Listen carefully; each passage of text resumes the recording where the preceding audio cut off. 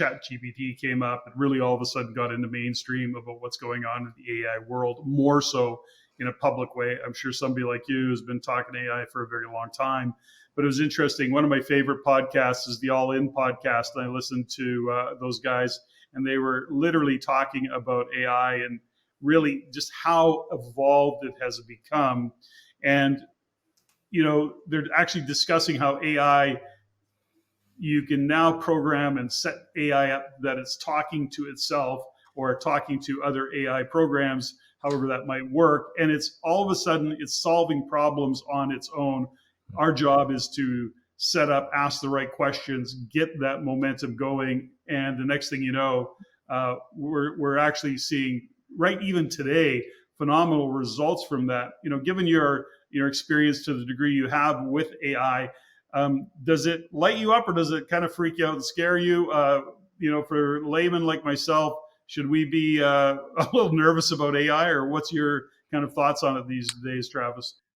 I would say all of the above. It's definitely an exciting time. There's also a pretty significant threat to the future of humanity from artificial intelligence in the way that it's currently being developed without the governance around it.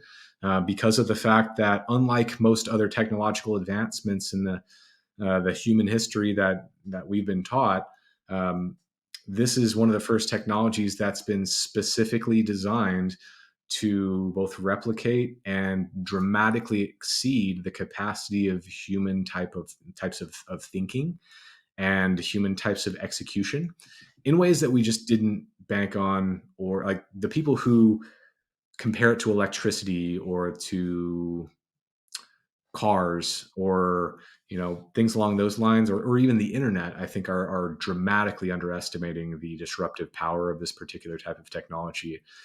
It simultaneously has the potential to cure all diseases and do some pretty incredible things for humanity, but it has the same or probably even a greater potential to end humanity as we know it. There's an AI researcher who is probably one of the best known AGI, artificial general intelligence researchers on the planet. His name is Eliezer Yudkowsky, and he's on record both in Time Magazine, on the Lex Friedman podcast, and in his own writings. And he believes that humanity is no longer going to have a long lifespan because of the fact that AGI is going to be light years smarter than we are. And there is no way that we're going to be able to control it. So in the event that it reaches a threshold of having any sense of self-preservation, and we recognize that it could be a threat or we can't control it, we have one shot at containing it.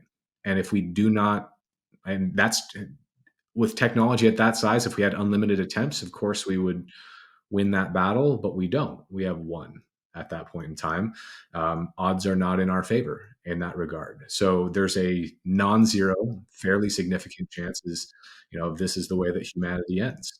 At the same time, on a lighter note, it is pretty fun to imagine what artificial intelligence can do for a variety of applications. The human potential is already pretty incredible, and when you add AGI on top of that, or even niche forms of artificial intelligence, just normalized AI, that's already fascinating.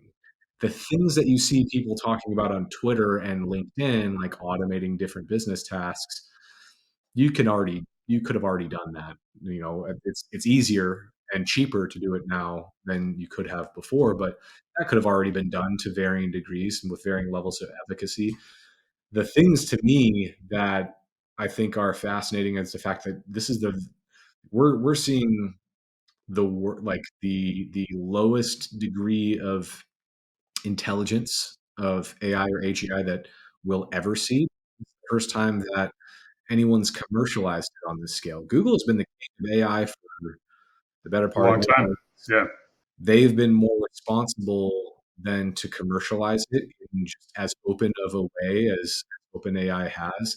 I actually am not a huge believer in the fact that OpenAI is doing the right thing. I don't think that I would have taken that approach if I were them, because of the fact that a lot of people who have access to the APIs um, are not doing above board things with it, and we don't really know what's happening. We don't understand how it works. We can't, right? It is more or less a black box.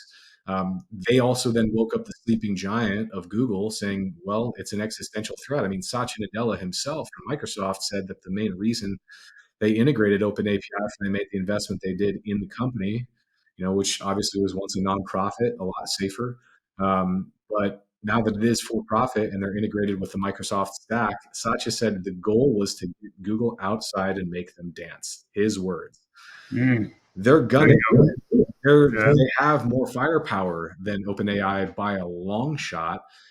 They just haven't commercialized it to the same degree. So as that catches up, it's going to be a pretty fascinating thing to observe. Now, what I would say for people who I just freaked out, right, about the whole like it potentially being the way that humanity ends. And there are articles about this all over from really, really smart AI researchers well beyond me. So if you want to dig into those, please do. Um, I don't necessarily personally, I'm a big fan of Stoic philosophy. It doesn't keep me up at night, even amidst that very real threat, because it is one of those things that, you know, it, it, it likely will happen at some point. And I'm going to continue to live my life in the way that I have been with the same goals that I've had and do the best I can every day for humanity and for the people that I love. And if at some point my life ends prematurely, then so be it. Yeah. And it is what it is. Well, it's interesting. It is a fun conversation when you get into the upside of AI and not the dark side. I play with ChatGPT. I do a lot of writing, and I've done a lot of writing all my life. But now I look at it, and the quality of the questions I ask or the input I give it, it really, I'm going, why would I ever write anything again? Mm-hmm.